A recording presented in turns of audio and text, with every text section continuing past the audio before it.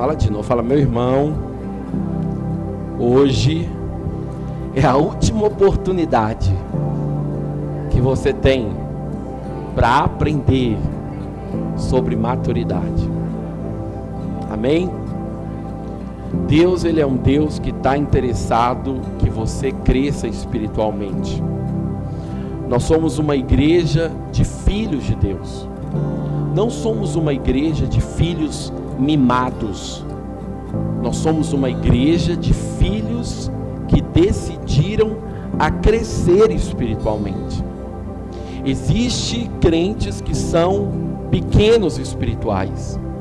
Existem crentes que são raquíticos, nanicos, infantis espiritualmente. Mas nós somos uma igreja que decidiu crescer. Nós decidimos a crescer. Decidimos a crescer pela palavra, decidimos a crescer nas decisões que nós tomamos, decidimos a crescer em todas as áreas da nossa vida. Só para vocês compreenderem melhor, eu quero lembrar vocês de tudo que eu preguei nesses últimos 4 domingos. Nós falamos sobre a importância do decidir crescer. E sobre isso eu te ensinei sobre aquilo que Jesus disse, dos 2 aspectos que Jesus disse sobre a experiência de caminho e a experiência de porta. A experiência de porta, melhor dizendo na ordem, e a experiência de caminho. O que é a experiência de porta? A experiência de porta é quando você conhece Jesus. A experiência de porta é quando você se relaciona com Jesus. A experiência de porta é quando você conhece Jesus e é transformado, é restaurado, é mudado. Jesus te transforma. Você antes pensava de uma maneira e agora você pensa de uma maneira totalmente diferente. Os seus padrões de vida mudou. Sabe, aquele que teve uma experiência de porta com Jesus nunca mais é o mesmo. Aquele que já teve uma experiência com Jesus, ele pode procurar o que for no mundo, mas o mundo nunca vai conseguir satisfazê-lo, nunca vai conseguir dar para ele aquilo que ele experimentou em Deus. Sabe, essa tarde eu fui convidado para estar no meio de pessoas ímpias, no meio de gente que não é crente. E eu amo essas experiências, porque eu fico ali procurando alguma coisa. E quando eu digo crente, eu não estou dizendo da igreja não, viu, irmãos? Estou dizendo de pessoas que ainda não tiveram a experiência com Jesus.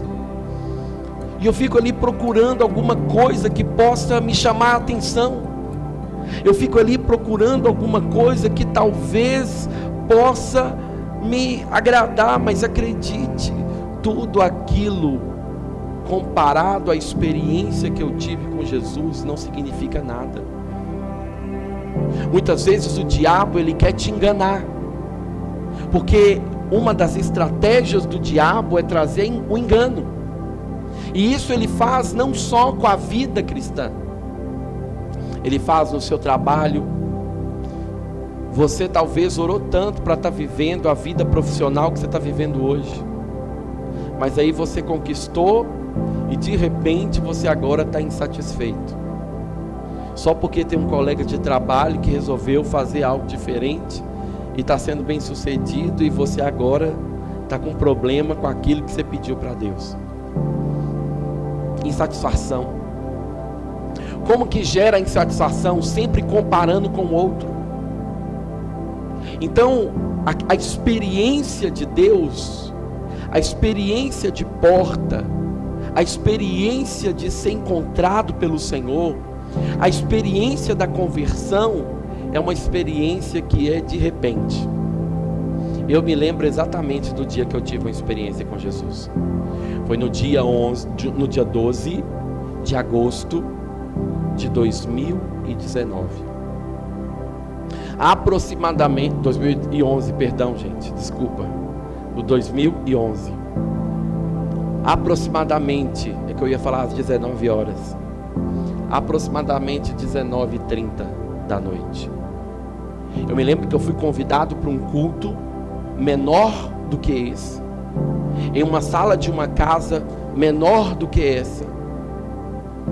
Depois de vir de uma festa, eu subi as escadas como essa que você subiu, lá no bairro ali, ó, perto do parque de exposição, numa casa em cima do pedalão. E nunca mais eu fui a mesma pessoa depois daquele dia. O Espírito Santo tocou em mim de uma maneira que Ele nunca tinha tocado. O Espírito Santo falou comigo de uma maneira que Ele nunca tinha falado. E a partir daquele momento, eu me tornei uma nova criatura. A Bíblia diz que a todos quanto recebeu, deu-lhes o poder de serem feitos filhos de Deus. Ao contrário do que muitas pessoas pensam, nem todos são filhos de Deus. Nem todo mundo é filho de Deus. Todo mundo é criatura de Deus. Quando que eu me torno filho de Deus segundo a Bíblia, aquilo que nós acreditamos? Quando eu aceito Jesus como Senhor e Salvador da minha vida. A Bíblia fala que nesse momento eu tenho uma experiência, e essa é a experiência de porta. Mas não significa que naquele dia que eu tive a experiência com Deus, naquele dia que Ele falou comigo, que Ele tocou em mim, eu desci daquele lugar transformado.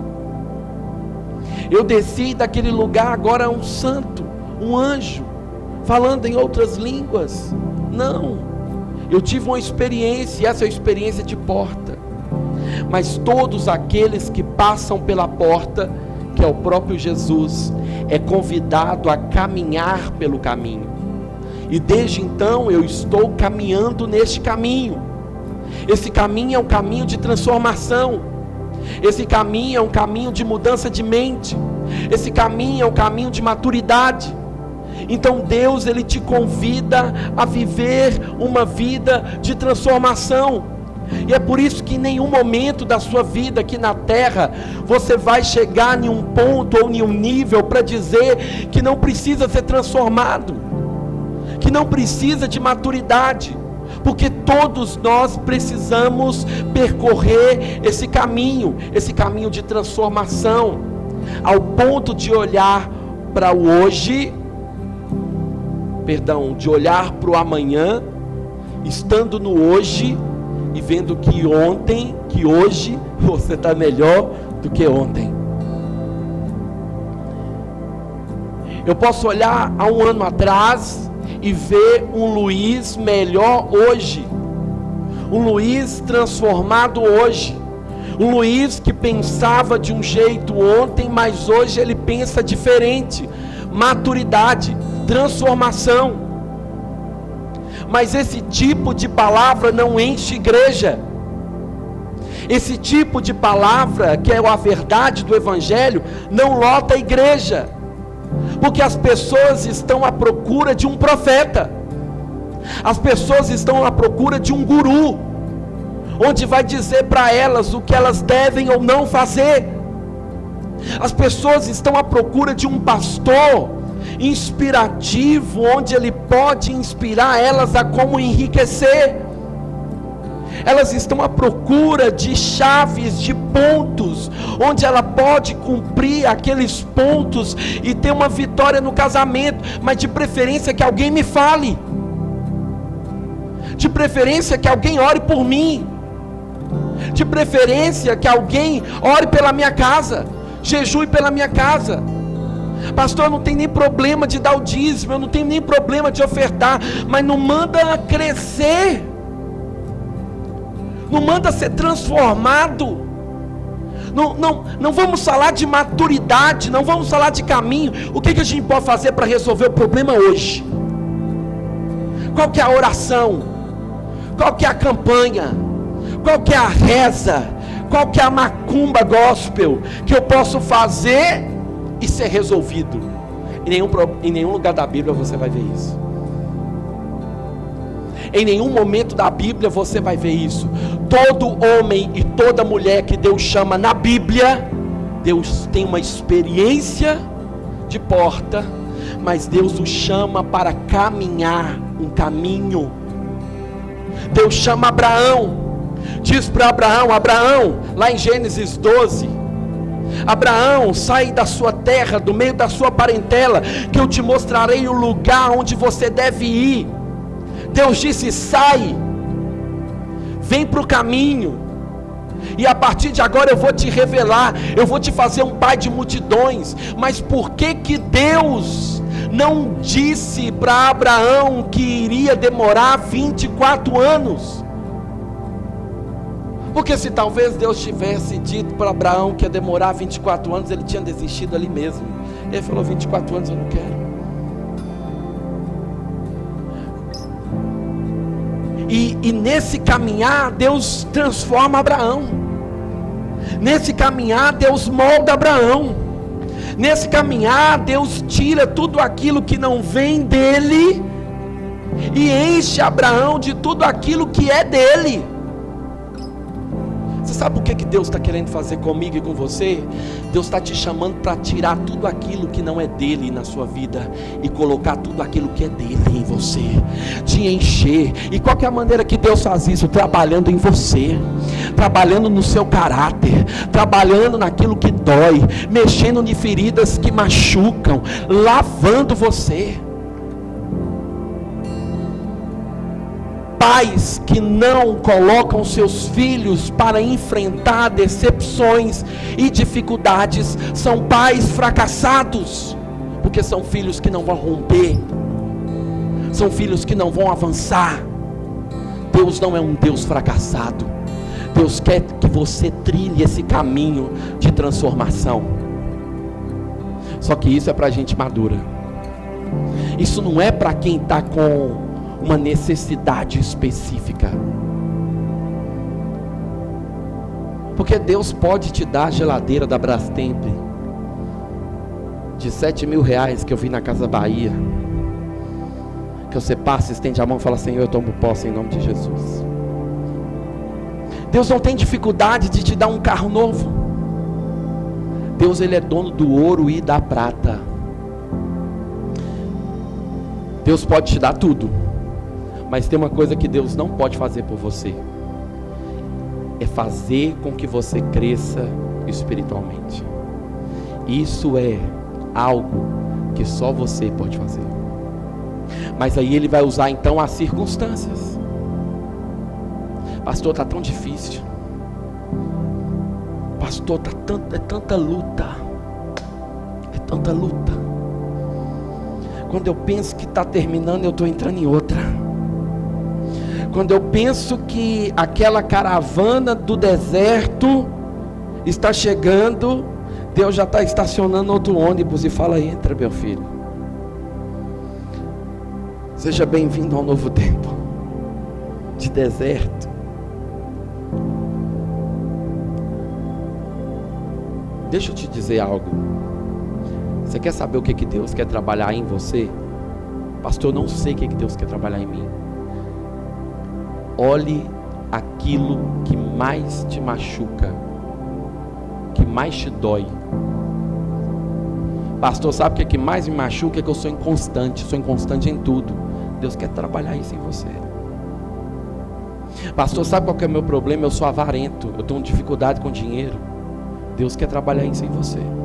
Como que Deus vai derramar bênção sobre a sua vida, sendo que você não está sendo aprovado agora? Ele não é incoerente. Olhe ao seu redor. As suas lutas, escuta isso que vem direto do céu.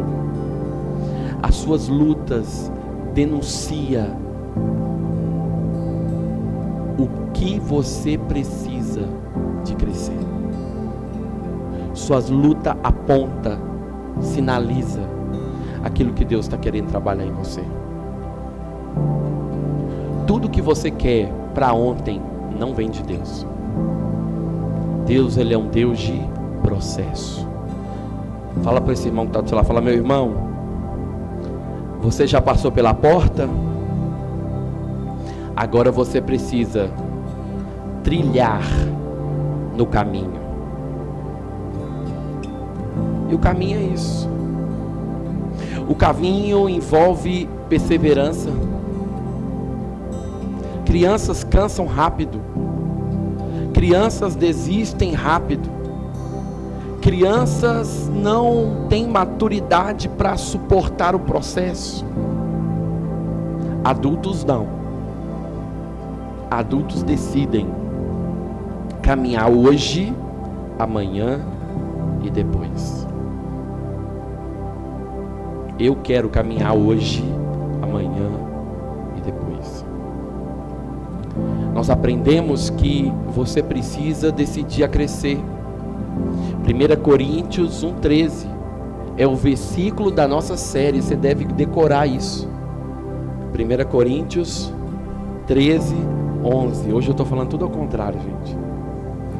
1 Coríntios 13, 11. Paulo diz: quando eu era criança, eu pensava como criança, eu sentia como criança, eu falava como criança, mas quando eu decidi, ou quando eu me tornei homem, eu deixei para trás as coisas de criança. Crescimento espiritual é uma decisão. Gálatas 4, versículo 1, Paulo diz que enquanto o herdeiro é menor, ele não tem diferença nenhuma do escravo. Veja bem, Paulo não está questionando se você é filho ou não. Paulo não está dizendo se você vai para o inferno ou não. Paulo está dizendo: você é filho, mas você é criança ou você é um adulto espiritual?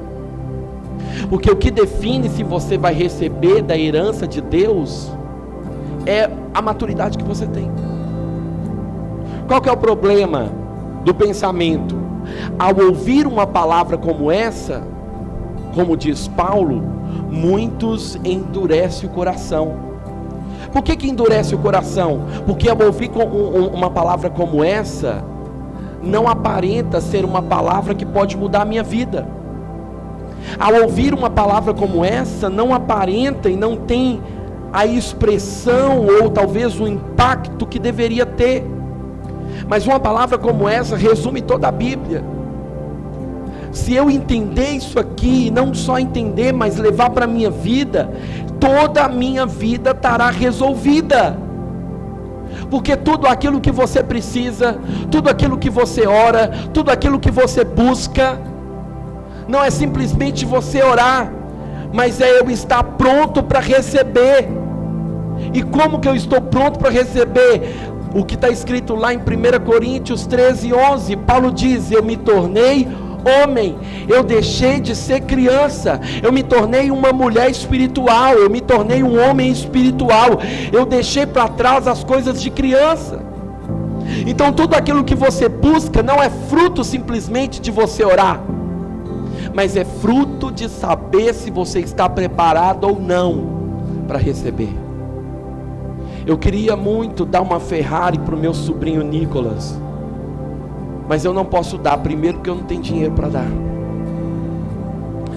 Mas segundo, se eu tivesse, ele não teria estrutura, sabedoria e maturidade para usar o carro de uma maneira adequada.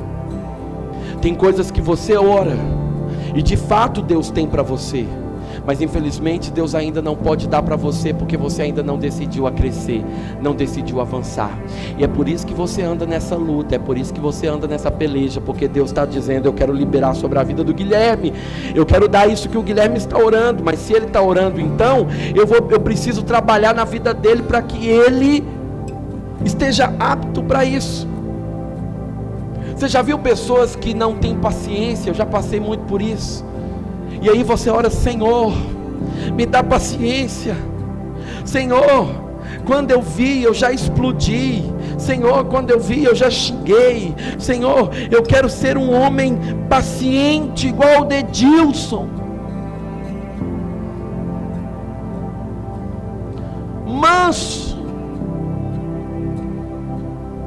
que anda a segunda milha, que dá a outra face, que se me pedirem a capa, eu entrego a túnica. Aí Deus fala: eu tenho isso para você, Luiz, eu tenho paciência para você. É do propósito meu que você seja um homem paciente, um homem manso.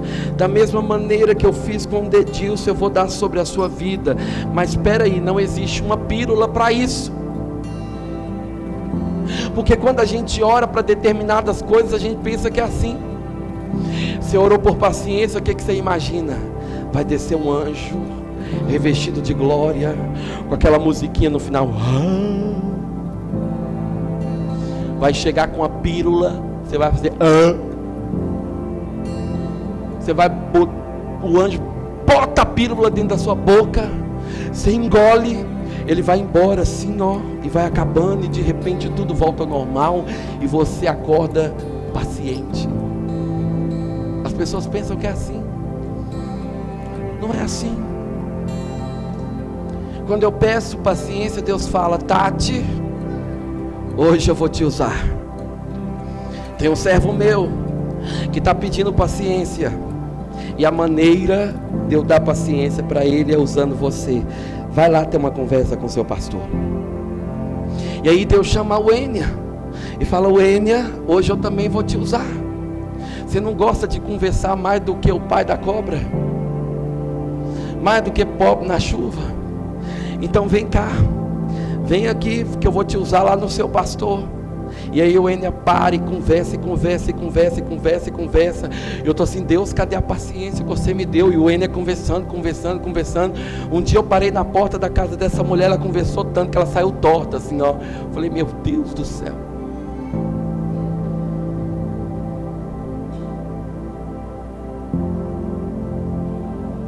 Veja, eu estou contando histórias para vocês que talvez no fundo nem seja isso mesmo. Porque Deus vai te usar para isso. Deus vai te treinar. E Deus usa essa maneira. Você está pedindo a Deus para prosperar, mas você não consegue controlar seu salário que você recebe hoje. E no primeiro aperto que tem, você quer desistir. Como que você não consegue administrar seu salário hoje? Fica doido ganhando R$1.500. E quando Deus resolver derramar 1 milhão sobre a sua vida? As pessoas pensam que dinheiro, quanto mais dinheiro, menos problema. Mas acredite em mim, pela experiência, quanto mais dinheiro, mais problema. Se você não dá conta de administrar o que você tem hoje, como que Deus vai derramar sobre a sua vida? Ele quer que você seja fiel no pouco. E quando eu digo ser fiel no pouco, não é somente dizimar na igreja. É ser fiel naquilo que você administra. É ser fiel com o que você faz. Deus quer te prosperar, mas você não consegue administrar seu dinheiro. Chega no... Como diz um amigo meu, ele falava comigo: falava, Luiz, você sabe que pobre não tem dinheiro, pobre tem dias.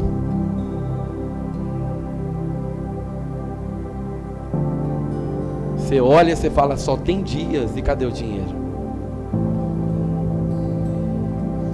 Deus quer te ensinar a administrar os seus recursos. Porque você que está orando por dinheiro e por prosperidade, não vai aparecer um anjo naquele mesmo cenário que eu fiz para vocês aqui, com 2 maletas de dinheiro, e te entregar e falar: veio do céu. O que Deus vai fazer? Deus vai fazer como fez na parábola lá dos talentos. Quantos aqui lembram dessa parábola? Ele te dá o recurso e que você multiplique esse recurso. Deus vai multiplicar o dinheiro que você tem. Aquilo que pessoas não conseguem fazer com R$1.000, você vai conseguir fazer. A sabedoria que Deus vai te dar para administrar, para multiplicar, para fazer tudo isso. E essa é a hora que você fale amém. Deus quer trabalhar em você, mas é preciso que você cresça espiritualmente. Mas nós falamos também que existe 4 áreas da nossa vida que Deus trabalha para o seu crescimento espiritual. Quantas áreas, gente? Quais são elas? Caráter. Deus vai trabalhar no seu caráter. E o que é caráter? É tudo aquilo que você faz quando ninguém está vendo. Caráter é quem você é quando ninguém vê. Quer conhecer alguém? Vai na casa dela. Vai na casa dele. Conversa com os seus parentes. Porque você pode até conseguir ter algumas máscaras. Podemos até conseguir ter algumas máscaras fora. Mas acredite, dentro de casa a gente não consegue. Uma hora a máscara cai. E é por isso que é tão difícil pregar dentro de casa, é ou não é? Por isso que é tão difícil ser pastor dentro de casa. Mas eu louvo a Deus, que Deus me moldou, amém? Eu posso dizer que hoje eu sou o pastor da minha casa. Deus quer trabalhar em você, no seu caráter. Mas qual que é o segundo ponto importante sobre o seu caráter, sobre o seu crescimento espiritual? É o conhecimento que você tem da palavra. Se para você é um peso estar no culto, se para você é um peso estar em uma célula, se para você é um peso fazer oração, se para você é um peso ler a Bíblia, significa que você ainda é uma criança espiritual. Significa que você ainda precisa crescer espiritualmente. Porque crianças fazem o que querem, inclusive comem o que querem. Adulto não. Se você está percebendo que está tendo uma crise de chikungunya e que talvez o Senhor possa te livrar, mas você pode ser picado, é sábio que você cuide da sua imunidade.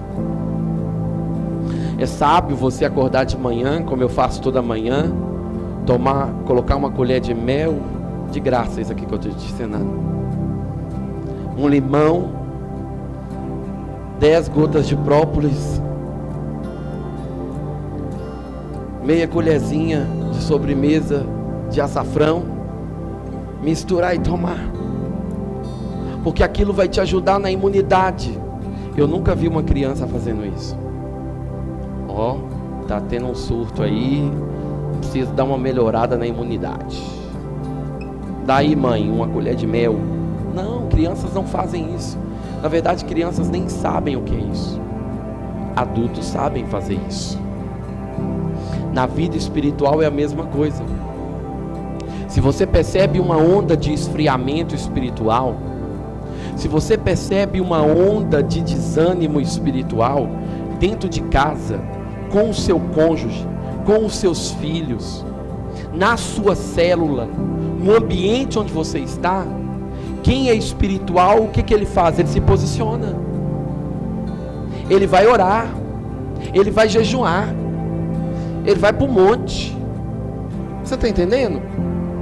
Ele vai buscar o Senhor, porque ele está entendendo que tem algo acontecendo ali que não está normal. Isso é o conhecimento da palavra. Você precisa ter fome pela palavra. Você precisa ficar doido para comer a palavra. Você precisa acordar domingo de manhã, pela manhã, e pensar o que o pastor vai pregar hoje. Qual que é a comida espiritual que ele vai servir? O que eu vou aprender? E aí você leva essa comida para segunda-feira, e leva aquela marmita poderosa, cheia de comida espiritual, e rumina na segunda-feira. E quando chega na terça-feira, lá na sua célula, você não vai para a célula simplesmente para receber. Você vai numa célula ali para compartilhar, para falar aquilo que Deus falou com você, para compartilhar do alimento. E enquanto você está compartilhando, você está recebendo, você está sendo nutrido. Na quarta-feira você está lá no trabalho e está comentando sobre a palavra que o pastor falou no culto. Na quinta-feira você está dentro do ônibus falando com a pessoa que está do lado sobre a palavra. Na quinta você está na feira, na feirinha do São José. Tem uns 10 aqui que só vivem na feirinha do São José na quinta-feira. Não manifesta não. E aí você está lá comprando mamão. mas está falando sobre a palavra, pensando sobre a palavra. Na sexta-feira você está com a palavra, no sábado você está com a palavra, porque isso é uma questão de fome espiritual. Mas Deus também quer que você cresça em fé, e Ele vai usar circunstâncias para que você tenha fé. Tem pessoas aqui, por exemplo, que não precisam aplicar fé para comer. Então ninguém aqui, a grande maioria, eu acredito, quando abre o armário, não olha e fala: Senhor, hoje eu preciso de fé para comer. Se você tem aquilo que comer, você não precisa aplicar fé para comer, porque você já tem. Você está entendendo? Mas geralmente você vai ter falta de alguma coisa, e é nessa falta que Deus quer aplicar a sua fé. O que tem faltado em você? É aquilo que Deus quer que você aplique a sua fé. Mas Deus também quer que você cresça nos seus relacionamentos. O seu nível, escuta isso que eu estou dizendo, o seu nível de maturidade é medido pelo tanto de pessoa que você consegue se relacionar. Não, pastor, aquela pessoa é difícil demais, e você acha que isso é bom? Mas aquele irmão é complicado demais, aquela outra é difícil demais. Não, aqueles que são maduros conseguem lidar com todos.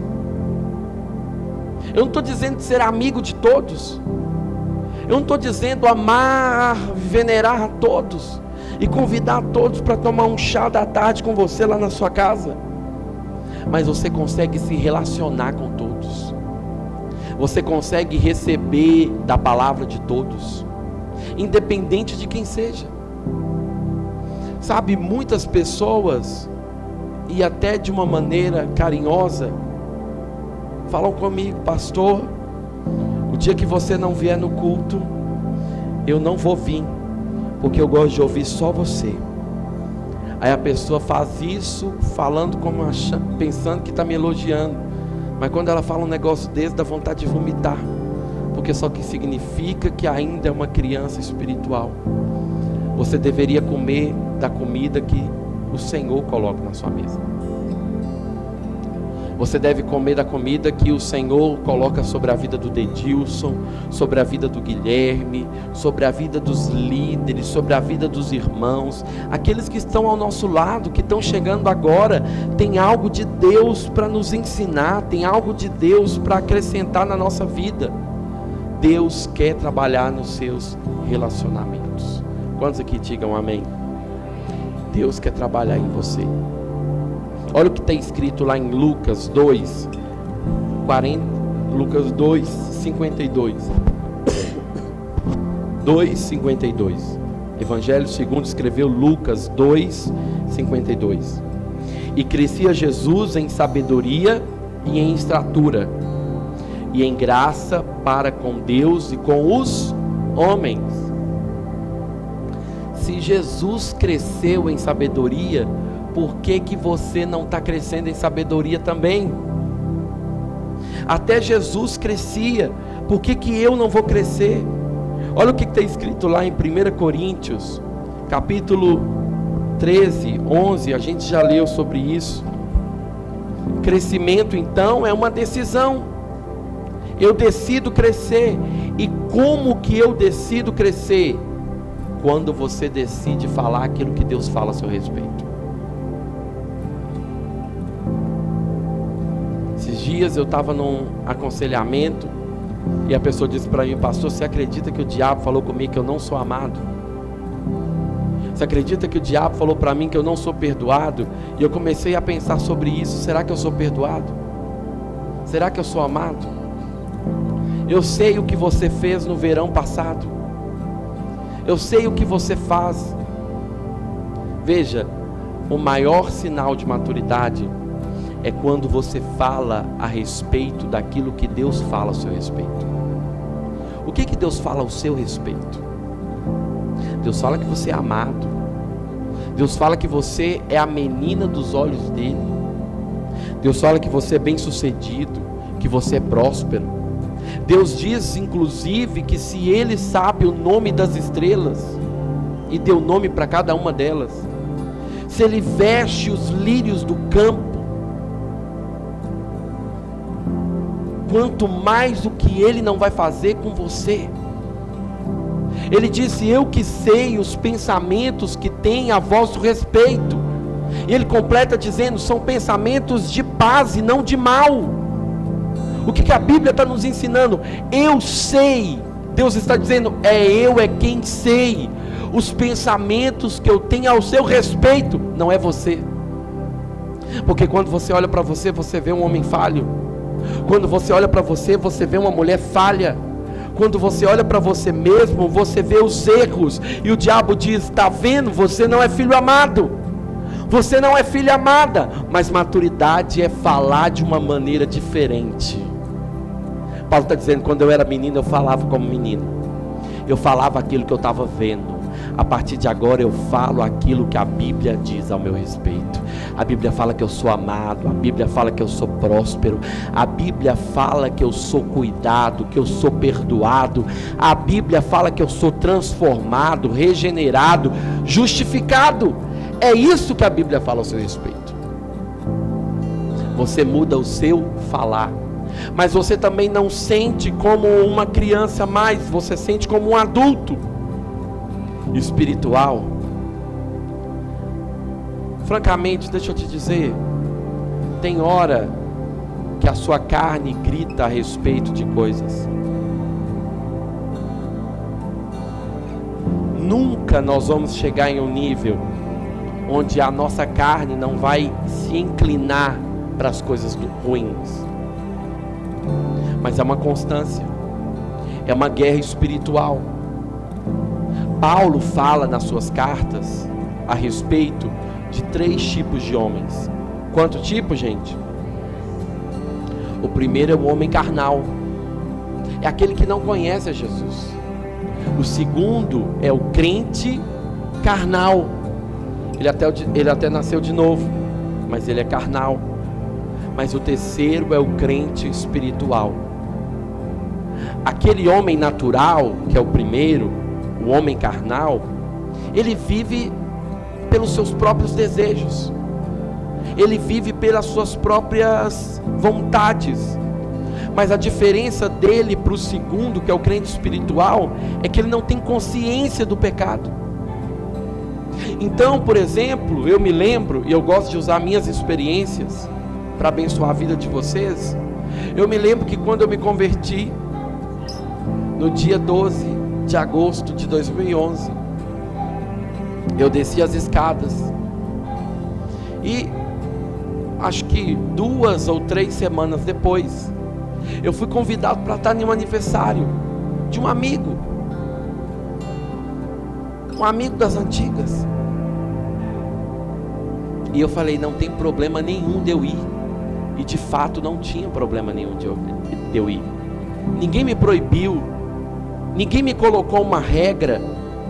Eu falei: eu vou lá. Eu virei crente, mas eu não sou besta, não. Não vou ficar bitolado igual besta, igual bobo. Não vou não, eu posso. Aí eu fui, porque eu posso ir. A Bíblia fala que foi para a liberdade que Cristo vos libertou. Eu vou. E aí eu lembro que eu sentei naquele lugar, e aí de repente eu comecei a ver o povo. Aí eu olhava e falava: gente, aquele que está sentado ali, deve ter uns 4 demônios em cima dele ali, ó. Aí eu olhava e falava: tá vendo, essa aqui tá com um cara que estava em casa chorando. Essa pessoa está precisando de Jesus. Aí eu já queria acabar com a festa, eu queria era pregar. Eu falei: tá vendo? Eu realmente nasci de novo. Ao nascer de novo, você não precisa de uma regra para dizer o que você pode ou não fazer.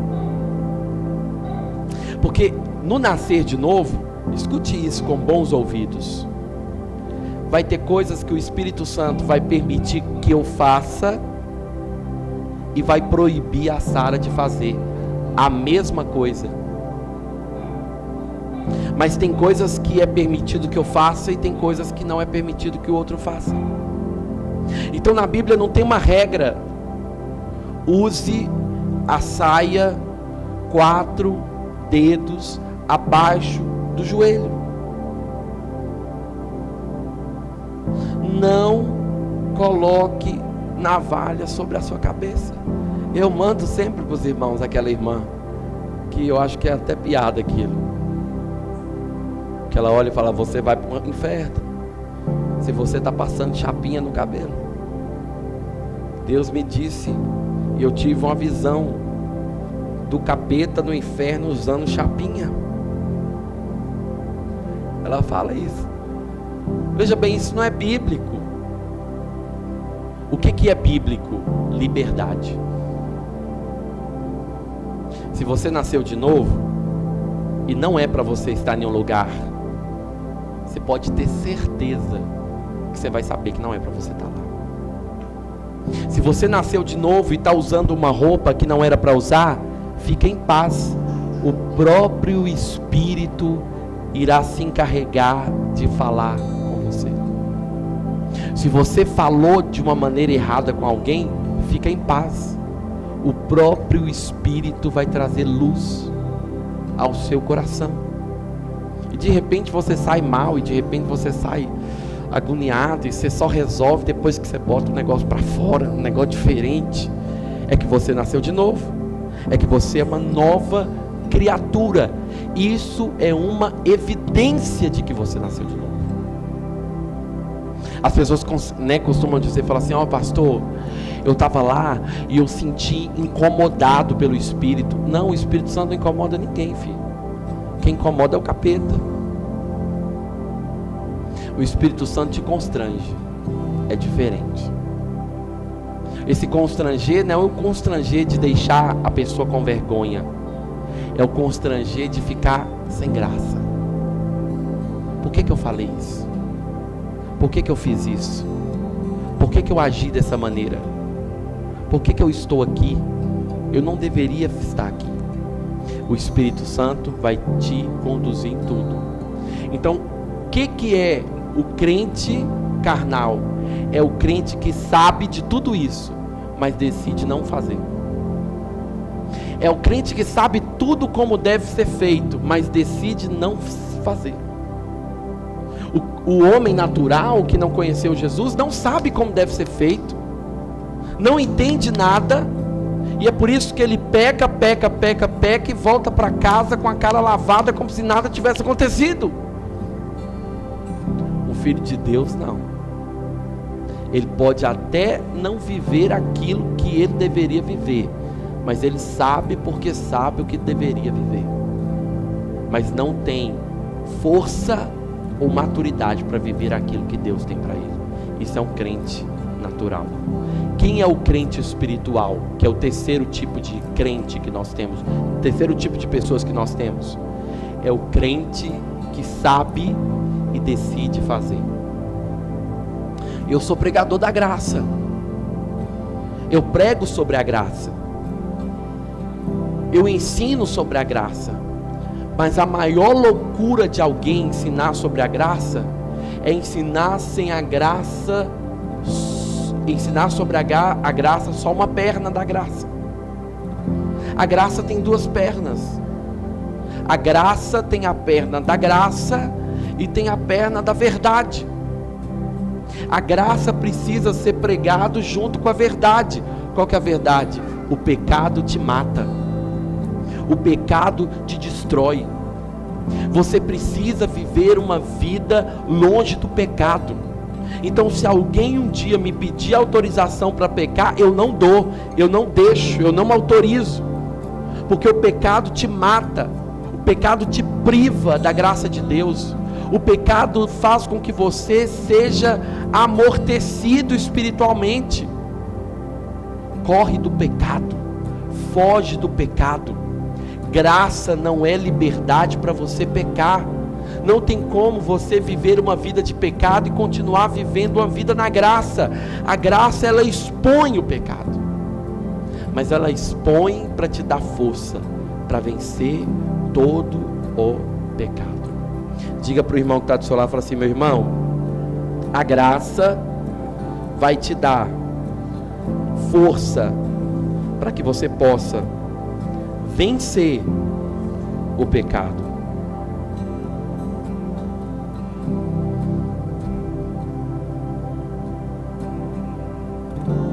Quais são as manifestações da carne? Como que eu posso perceber, pastor, se eu estou sendo um crente carnal? Abra comigo a sua Bíblia em Gálatas 19, 21. Eu já estou encerrando, amém?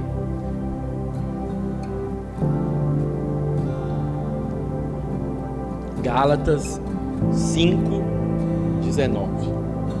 Eu estou falando as referências tudo errado, né? É 5,19.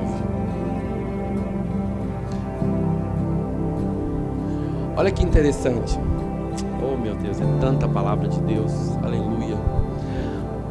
Ora, as obras, no plural, da carne são conhecidas e são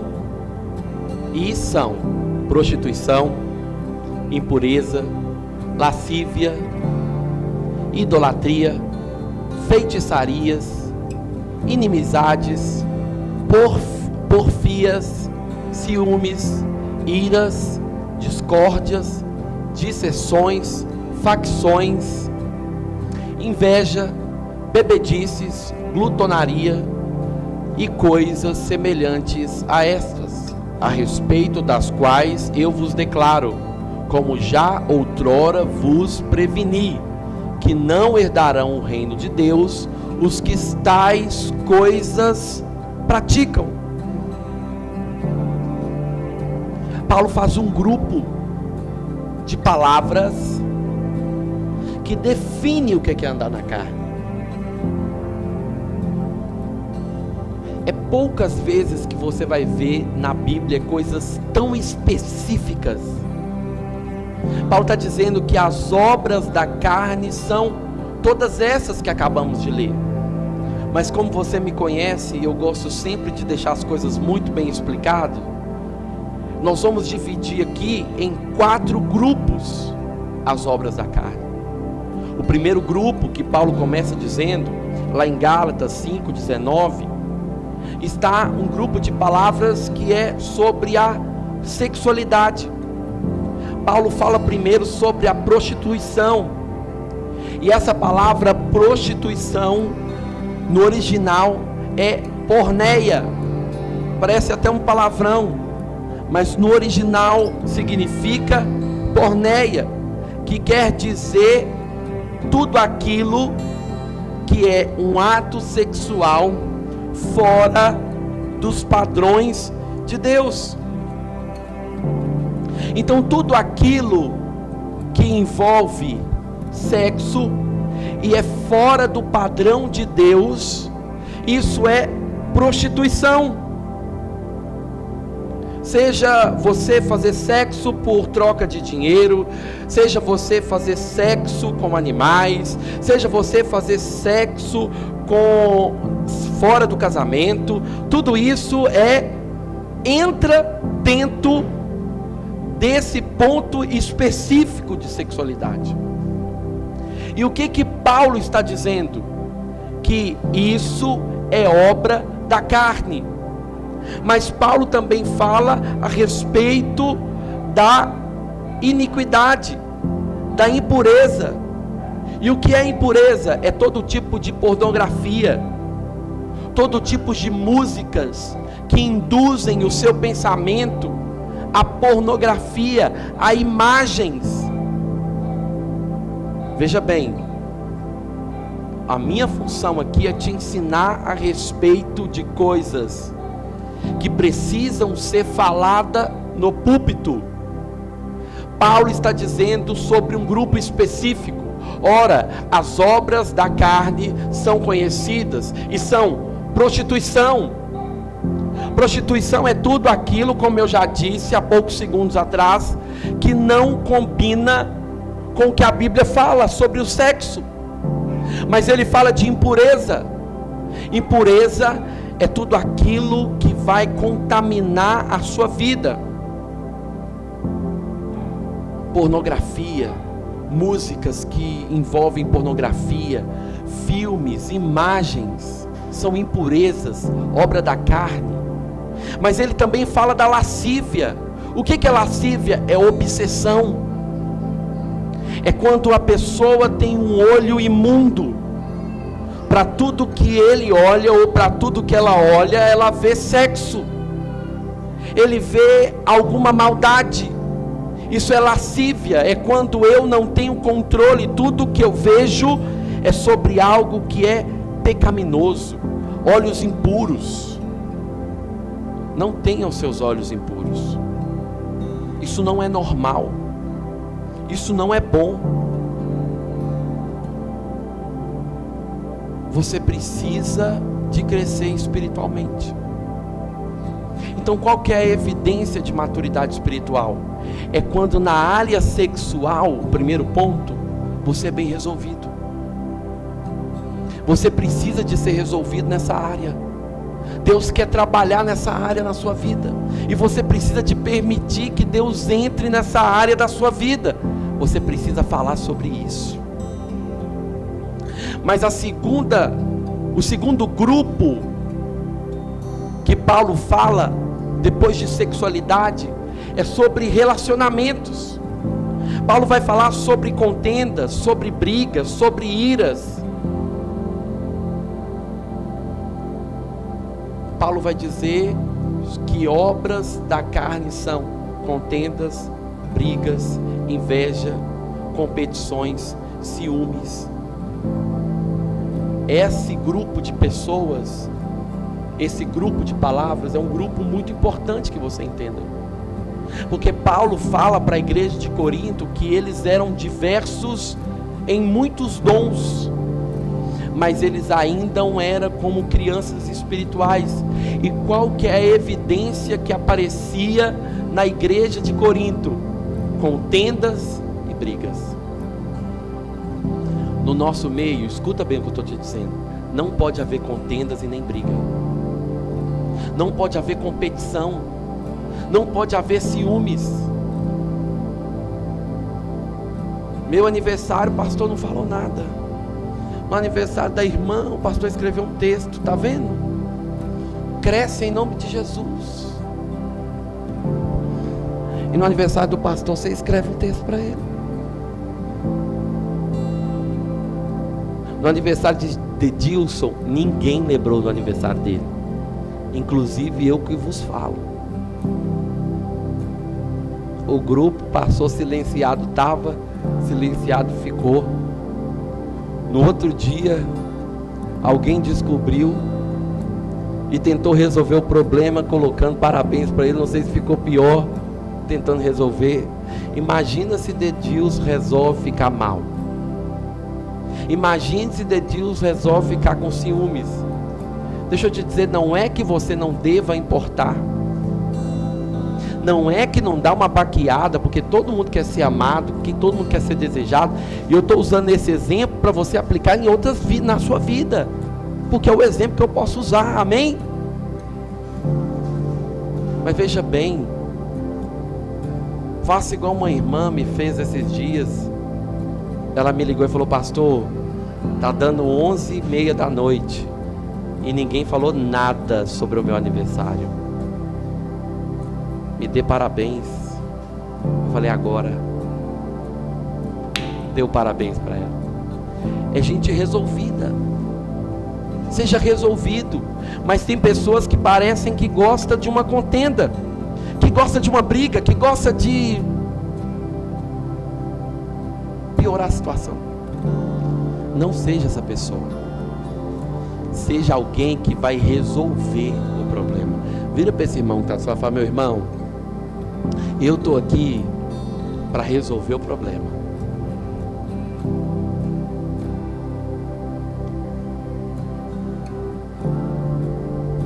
Você precisa crescer nos seus relacionamentos. Quem é você nos seus relacionamentos? Você é aquela pessoa que as pessoas, quando chegam, tem que pisar em ovos para conversar com você? Você é aquele tipo de pessoa que nem pode falar tudo ao seu respeito? Quem é você? Você é aquela pessoa que está até cantando no louvor, mas em casa você briga com todo mundo? Você é uma bênção na igreja, mas dentro de casa você é uma bênção no trabalho. Todo mundo gosta de você, mas dentro de casa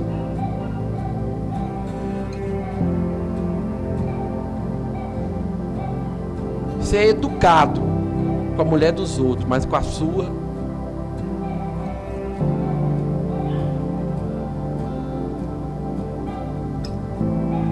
chega visita na sua casa, você coloca o melhor copo, o melhor pano de mesa, mas quando seu marido chega, você fala: senta aí, praga dos infernos, como que tiver.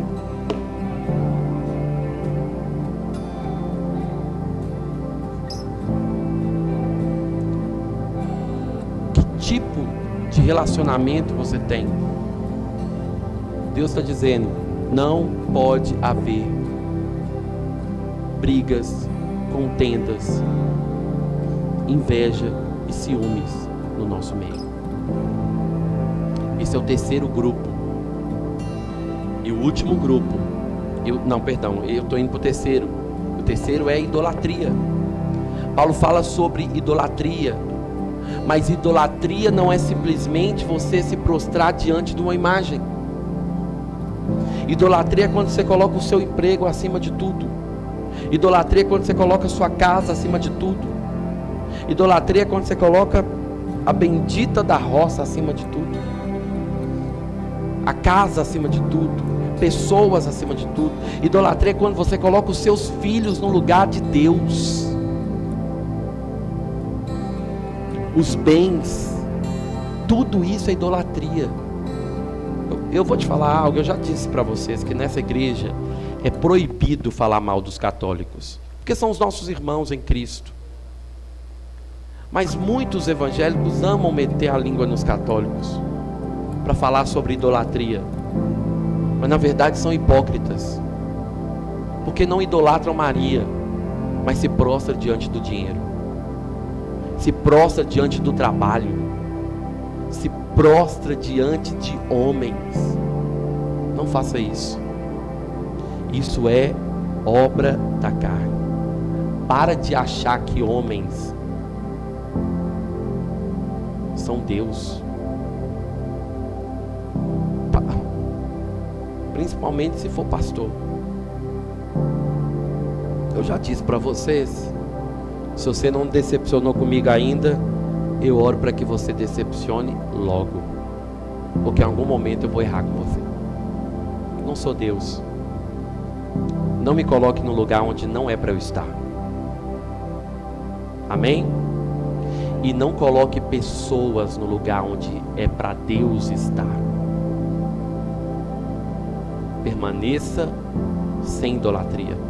Mas o quarto e último, e o louvor pode vir, fala sobre os alimentos, glutonaria, alimentação, bebedices. Tudo isso é obra da carne.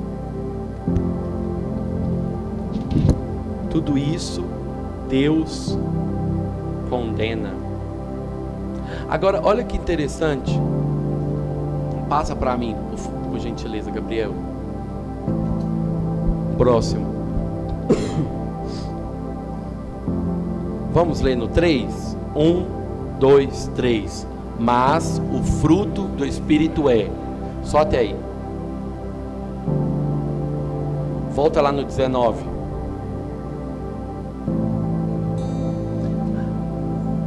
Ora, as obras da carne são. Volta para lá.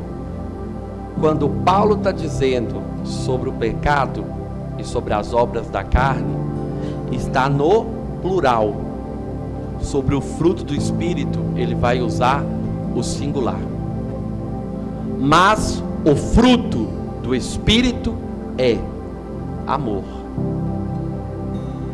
alegria, paz, longanimidade, benignidade, bondade, fidelidade, Próximo. Mansidão, domínio próprio. Contra essas coisas não há lei. Por que Paulo, para usar sobre o fruto da carne, ele fala no plural? Porque de fato o fruto da carne são muitas coisas, mas o fruto do Espírito é um só. E qual que é esse? O amor. E é por isso que lá em 1 Coríntios 13 ele vai dizer que inclusive é o maior de todos, o amor. Lá em Hebreus 11 ele vai dizer que o amor é o maior de todos. E aqui ele está dizendo, o fruto do Espírito é o amor. Mas pastor, tem uma lista ainda maior. Ele está falando de mais coisas. Ele está falando, por exemplo, da alegria. Volta lá. Amor. Depois ele diz alegria, porque a alegria é um fruto do amor. A paz é um fruto do amor. Quem é cheio do Espírito, amados, preza pela alegria. Quem é cheio do Espírito ama ser alegre. Mas quem é carnal, quando ele está mal, ele quer que todo mundo esteja. Então ele chega no ambiente,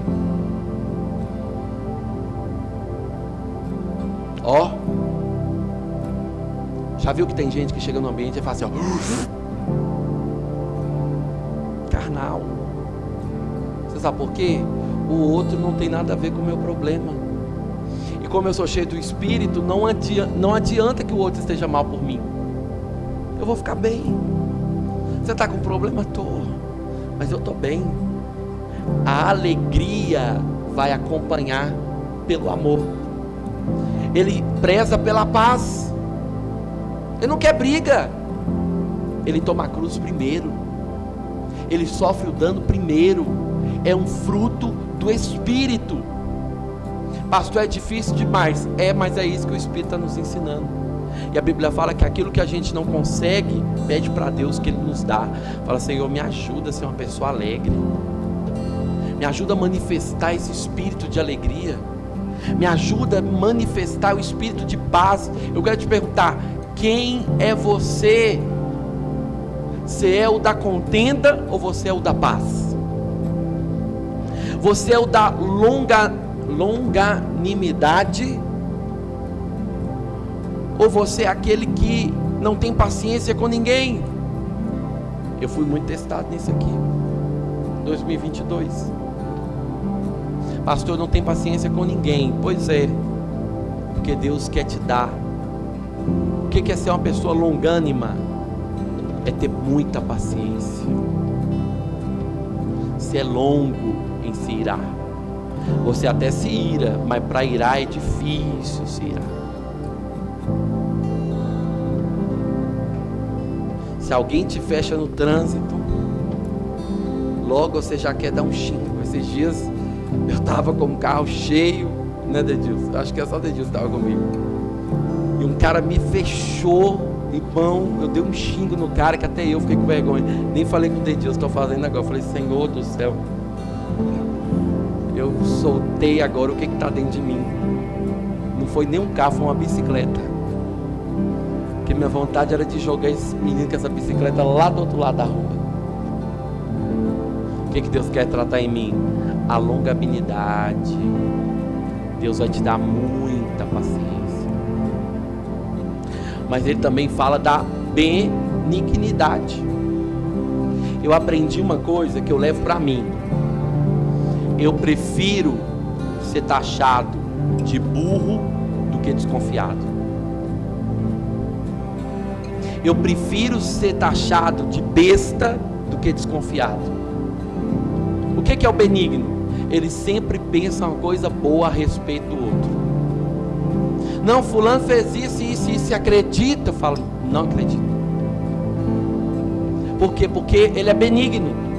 Ele pensa coisa boa a respeito do outro. Sabe? A régua que você mede o outro é a régua que você mede a você mesmo. As coisas que você pensa do outro é as coisas que você pensa a respeito de você mesmo. Seja benigno. O fruto do Espírito é ser benigno, pensar bem a respeito do outro. E isso é um exercício. Porque você concorda comigo que a todo momento a gente é tentado a pensar o quê? Mal do outro. Fulano está tentando me passar a perna. Fulano, ele é isso e aquilo outro. E é isso, isso, isso e isso. Luta com seus pensamentos mesmo. Seja alguém benigno. Fala, essa semana eu vou ser alguém benigno. Eu vou pensar bem a respeito de todo mundo. Até quem não merece, eu vou pensar bem a respeito dele. Pastor, eu não concordo com isso. É a Bíblia que está dizendo. Bondade, ele é bom. Ele é fiel.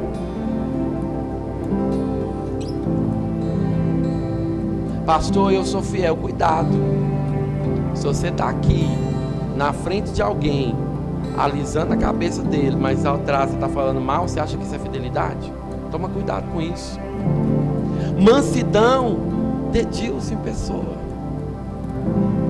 Domínio próprio, esse é o mais difícil, é ou não é? Porque você fala assim, hoje eu vou chegar em casa e vou falar tudo que eu tenho para falar com aquele desgramado, aquele marido meu. Eu vou falar tudo que eu tenho para falar com aquele pastor, com aquele líder de célula. Domina a sua língua. Fala amanhã. Fala depois. Você vai perceber que nem era aquilo tudo que você queria falar.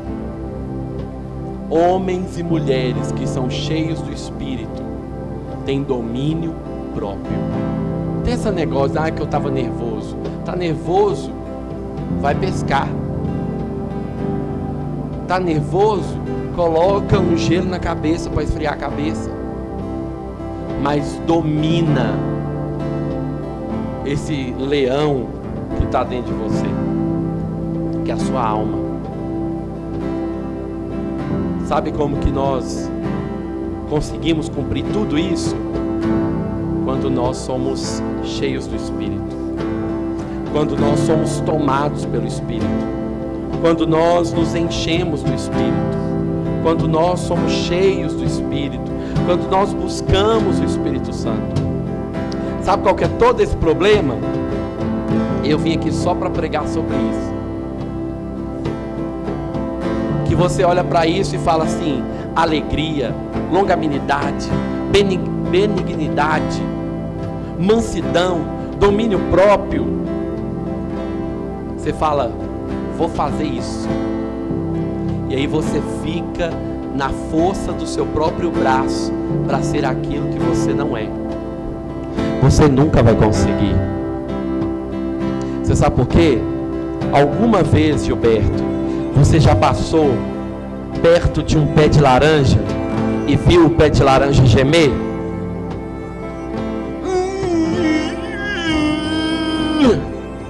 Para botar uma laranja para fora? Não. Por que você não viu? Porque o pé de laranja não precisa fazer força para dar laranja. É a natureza dele da laranja. Você já viu, você que é homem e é casado, ou tem mãe, ou tem irmã, e aí você tem que viajar e você está arrumando sua mala, e aí você está arrumando a sua mala, algum momento você já ficou tentado em pegar a saia da sua irmã, da sua mãe emprestado para levar na viagem? Óbvio que não. Por quê? Porque a sua natureza é de homem. O homem que precisa esforçar para ser homem tem um problema aí. A mulher que precisa esforçar para ser mulher tem um problema aí. O crente que precisa esforçar para manifestar os frutos do Espírito também tem um problema aí. Porque você nunca vai conseguir manifestar os frutos do Espírito na sua própria força. Como que você consegue? A Bíblia fala, é sendo cheio do Espírito. Qual que é o problema? Você quer manifestar os frutos do Espírito para depois se chegar diante de Deus. Deus fala: se achega diante de mim primeiro, que depois você vai se manifestar os frutos do Espírito. Vem para perto de mim. Vem cear comigo. Vem ter intimidade comigo. Vem andar comigo. Vem comer da minha palavra. E aí, no meio desse caminho, eu vou fazendo a transformação em você. E aos poucos você vai ver a transformação. Isso é a graça de Deus. Esse é o Evangelho da graça. Não é você tendo esforço próprio para ser aquilo que nunca você vai conseguir ser. É você sendo cheio do Espírito. É você alimentando do Espírito. É você comendo da palavra. É você passando tempo de oração. É você tendo intimidade com o Senhor. E de repente alguém vai falar: uau, mas como você agora se tornou alguém mais manso, e você nem percebeu que você está manso. É alguém olhar para você e falar: uau, como você agora está alguém mais paciente, e você nem percebeu que você se tornou alguém mais paciente. Esse é o verdadeiro fruto do Espírito, pelo amor de Deus. É quando você faz sem nem perceber que está fazendo. É quando você muda sem perceber que mudou. É quando você deixa aquele pecado cabeludo que ninguém pode saber, sem nem perceber que largou. E de repente você fala: tem um ano que eu não faço mais isso. O que aconteceu? Deus entrou, Deus transformou, Deus fez. A graça é o combustível. É o combustível para a transformação, meus irmãos. É algo simples, que parece até trivial, mas acredite em mim no que eu estou dizendo. É a verdade do Evangelho. É Cristo em vós, a esperança da glória. Quer ser mudado? Quer ser transformado? Não tem 7 passos para isso. Vai para o Senhor. Se encha dEle. Se alimenta dEle. Medite nele. Faça um desafio. Essa semana eu vou orar tantas horas. Essa semana eu vou buscar do Senhor. Essa semana eu vou orar, eu vou declarar a palavra. É impossível alguém que se achega diante da presença de Deus e não tem transformação. E aí, não precisa de um pastor dizer que você tem que fazer alguma coisa, ou que você não tem que dizer, ou que você não tem que fazer. Se você tem que comprar de carro ou não tem que comprar de carro. Pastor, eu compro o carro, eu vendo a casa, eu faço isso, faço aquilo. Posso até te aconselhar, mas acredite, a melhor fonte é o Espírito Santo de Deus. Ele vai te guiar e você será bem sucedido em tudo aquilo que você colocar a mão. Como que faz para ser transformado então? Busca Ele. Não vos embriagueis com vinho, mas Paulo diz: mas enchei-vos do Espírito. Por que Paulo está falando não vos embriagueis com vinho? Paulo está dizendo, porque alguém quando bebe uma bebida alcoólica, ele é tomado por aquela bebida. Ele é guiado por aquela bebida. Ele toma as direções de acordo com aquela bebida. Mas ao invés de você beber, ao invés de você se embriagar, faça o teste de ficar bêbado no Espírito. Faça o teste de se encher do Espírito. Faça o teste, da mesma maneira que você se embriaga do vinho. Paulo está dizendo: se embriaga do Espírito, para você ver o que vai acontecer. Você vai ser guiado pelo Espírito. Você vai ser movido pelo Espírito. Você vai ser cheio pelo Espírito. Paulo está dizendo: encha do Espírito. Medite na palavra dia e noite. Decore a palavra. Fala a palavra. Anda na palavra. A Bíblia fala lá em Salmos 119, 111: lâmpada para os meus pés é a tua palavra e luz para o meu caminho. A palavra é o pão, a palavra é a direção, a palavra é o maná. A palavra de Deus é tudo que você precisa. A palavra de Deus é a alegria que você precisa. A palavra de Deus é o consolo que você precisa. A palavra de Deus é a provisão que você precisa. A palavra é tudo, e é por isso que lá no Evangelho de João começa dizendo: e o verbo que que se fez carne. Ele está dizendo, a palavra se materializou. Aquilo que você precisa agora está materializado, palpável. A palavra é Cristo, a palavra é Jesus. E é por isso que ele diz, e o verbo, a palavra que se fez carne, a palavra é Jesus. Sabe do que você precisa? De Jesus. Sabe do que eu preciso? De Jesus. Não chegou ainda o tempo, e nem chegará, que nós vamos poder dizer, eu estou cheio de Jesus. E é por isso que é normal e até bonito você continuar cantando aquela música, eu quero conhecer Jesus. Porque nunca você vai chegar em um nível que você conheceu Jesus por completo. Nunca você vai chegar no nível que você conheceu a palavra por completo. Sempre tem algo de Deus na palavra para você. E é por isso que você sai da sua casa todo domingo animado, cheio do Espírito, com fome para dizer, hoje tem alguma coisa que eu vou escutar que eu ainda não escutei. Hoje Deus vai falar comigo de uma maneira que ainda não falou. Hoje algo vai mudar. Uma palavra pode mudar a minha mente, pode mudar o meu comportamento. A palavra que eu vou ouvir lá no culto nesse domingo pode mudar a minha segunda-feira, pode mudar a minha terça-feira, pode mudar a minha quarta, a minha quinta. Muda o casamento, muda a vida financeira, muda os relacionamentos, muda a sua vida, restaura, purifica, liberta, ou transforma de dentro para fora. Você pode ficar de pé e orar ao Senhor, dizendo, Senhor, faça em mim o teu querer. Senhor, eu quero ser cheio da tua palavra. Senhor, eu quero ser cheio do teu Espírito. Senhor, eu quero ser guiado pelo Senhor.